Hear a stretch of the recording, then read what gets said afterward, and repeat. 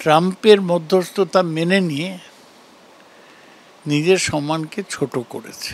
সবচেয়ে অপমানজনক সেটা হচ্ছে ট্রাম্প বলেছে যে আমি যুদ্ধ থামিয়ে দিলাম, আমি বলেছি যে তোমরা যুদ্ধ থামাও, নইলে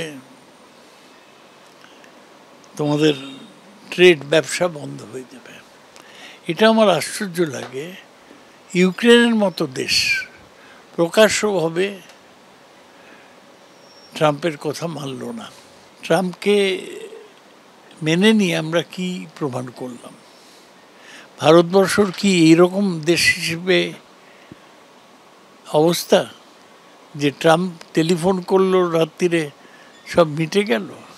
এই পুরো ব্যাপারটা ভারতীয় হিসেবে আমার খুব অপমানজনক মনে হয়েছে।